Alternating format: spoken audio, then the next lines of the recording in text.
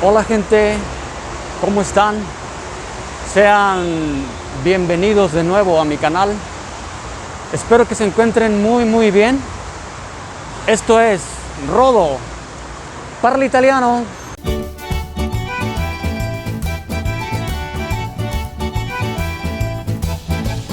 Antes de comenzar, a todos aquellos espectadores que no están suscritos al canal, les pido inscribirse y así contribuir a la difusión de mis videos. De antemano, gracias. Y ahora, comenzamos. Encontrarnos en una habitación semioscura con solo una tabla frente a nosotros y la fantasmal y aterradora sospecha de tener detrás una presencia dispuesta a lanzarse al abismo del olvido mediático. La Ouija es una simple tabla de madera o plástico compuesta de letras, números y un indicador en su forma actual. Fue inventado por un abogado a mediados del siglo XIX, en plena época victoriana, y luego comercializado unas décadas más tarde. La historia de la tabla en realidad comienza mucho antes, en la antigua Grecia y China. El uso de una tabla con letras escritas en ella se usó para obtener respuestas del más allá, pero su uso no estaba relacionado con las sesiones espiritistas. ¿Cómo es posible que una tabla de madera haya logrado tal éxito? La Ouija tiene una historia larga y muy inusual para un juego de mesa. Se comercializó por primera vez en 1890 e iba a llevar por nombre Elijah Bond, presentado simplemente como un juego de mesa. Se promocionó bajo el eslogan de la maravillosa tabla parlante, diversión y esparcimiento para todas las clases. Pero en realidad ya hacía un tiempo que tablas como la Ouija circulaban entre los círculos de espiritistas, principalmente por el deseo de la gente de la época de hablar con los seres queridos que murieron en la batalla. Por ejemplo, con los muertos de la guerra civil. Su pésima reputación comienza varios años después de la primera comercialización, cuando fue utilizado por espiritistas y especialistas del oculto que la utilizaban como herramienta de adivinación.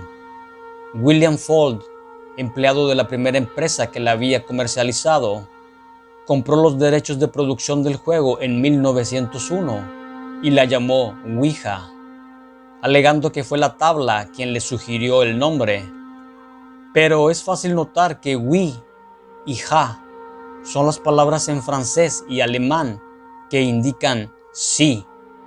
Logró darle un buen uso a la patente y se hizo muy rico. Alrededor de 1920, cuando la Ouija se hizo extremadamente popular, el empresario afirmó que a menudo consultaba con la tabla y que ésta le sugería que se preparara para grandes cosas. El hombre luego abrió una fábrica en la que murió en circunstancias poco claras en 1927, oficialmente porque se cae del techo de su propio edificio. La familia Fuld mantuvo activa la producción del juego hasta 1966, cuando decidieron vender todos los derechos a Parker Brothers. La Parker Brothers, a su vez, la vendió a Hasbro en 1991, y después de entonces, las tablas se han comercializado para entusiastas del espiritismo. A menudo se le ha descrito como un engaño, una estafa, pero aún así la Ouija logra generar una sensación de asombro místico en muchos usuarios de todo el mundo. Por supuesto, solo debería ser un juego que invoca a los espíritus, casi como una broma. Pero entre todos los anécdotas, verdaderos o inventados, podemos recordar uno en particular durante las décadas de uso de la tabla. Extrañas historias sobre la Ouija poblaron los discursos de los adolescentes y creyentes que evocan un sentimiento compartido de miedo. Una historia muy peculiar es la del ama de casa y espiritista de San Luis, Missouri, Pearl Curran, que afirmó hablar con un espíritu llamado Patient Worth. El difunto afirmó haber muerto en el siglo XVII y haber cruzado el mar. Curran escribió una serie de novelas y poemas que afirmó haber sido dictados directamente por el espíritu hasta 1937, cuando Patience predijo su repentina muerte por neumonía el 4 de diciembre del mismo año. Curran realmente murió el 4 de diciembre de 1937 a la edad de 50 años. Aunque hoy es un producto comercializado por una multinacional estéril, la Ouija tiene orígenes lejanos y ciertamente es de interés para los amantes del espiritismo. ¿Cuál es el fenómeno que realmente hace a la gente creer que puede comunicarse con los espíritus? Muchos científicos están convencidos de que en la base de todo hay un fenómeno llamado respuesta idiomotriz, o más bien los pequeñísimos movimientos conscientes de nuestro cuerpo que generan otros macroscópicos. Un ejemplo para entender el fenómeno es pensar en hacer un péndulo Chevreul, dibujando en una hoja de papel un plano cartesiano con un círculo en medio de sus ejes. Se establece que un movimiento en sentido a las manecillas del reloj corresponde a la respuesta afirmativa, mientras que el movimiento en sentido contrario, la respuesta negativa, por lo que si se toma un hilo y un peso, como se diría en lenguaje de la ingeniería, y lo tienes en tu mano pidiendo la respuesta a cualquier cosa, para hacerlo con un tema de actualidad, podemos preguntar: ¿la pandemia de coronavirus terminará en 2021? El movimiento del péndulo, por mucho que tratemos de mantenerlo inmóvil, tarde o temprano comenzará a sugerir una respuesta afirmativa o negativa. Lo que acabamos de experimentar es el péndulo de Chevreul. Es un movimiento ideomotor que es causado por la idea de una respuesta asociada a un movimiento imperceptible del cuerpo. La Ouija, según muchos, funciona siguiendo el mismo principio. Para saber más sobre la tabla y el hombre que la hizo famosa, William Fuld, un sitio web fue creado por el historiador Robert March, en el que se describe en detalle todo el trabajo del primer industrial que la comercializó. Ya que hablamos de espiritismo y prácticas para dialogar con el más allá, también muestra algunas fotografías realizadas por William Hope, el médium más famoso de principios del siglo XX.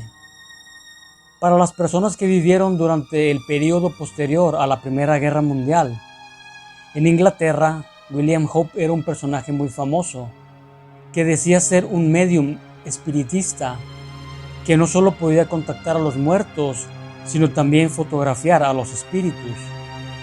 Una gran cantidad de críticos lo acusaron de ser un fraude. A pesar de eso, el espiritista continuó trabajando hasta su muerte. Solicitado en voz alta por muchas personas dispuestas a ponerse en contacto con los espíritus de sus seres queridos, incluso si estos hubiesen fallecido. William Hope comenzó su carrera como carpintero y fue solo más tarde cuando desarrolló un interés por la fotografía, cuando se dio cuenta de que podía vincularla al espiritismo. La vida de Hope cambia en 1905, cuando dijo que podía fotografiar la imagen de los espíritus. Inmediatamente después de este primer encuentro con el mundo de los espíritus, Hope formó un grupo de fotógrafos espiritistas llamados The Crew Circle. El grupo ganó protagonismo en los años posteriores a la Primera Guerra Mundial. La demanda de clientes que intentaban ponerse en contacto con sus seres queridos perdidos en la guerra era enorme, y la fotografía seguía siendo un medio poco conocido, a través del cual era fácil hacer creer a la gente que realmente había tenido contacto con el más allá. Después de los años 20, Hope se convertiría en una celebridad en Londres, pero las críticas no tardaron en llegar, y de hecho, la Sociedad para la Investigación Física de 1922 estudió a Hope y al Crew Las conclusiones de las organizaciones fueron que obviamente las fotografías eran todas falsas y que las imágenes eran fotomontajes. A pesar de las críticas públicas, los partidarios más fervientes seguirían apoyando al fotógrafo económicamente para que él y su equipo continuaran operando hasta el día de la muerte del fotógrafo en 1933. Esto es todo por el video de hoy. Gracias por quedarse hasta el final. Nos vemos pronto. Mientras tanto, cuídense mucho. Ci vediamo dopo.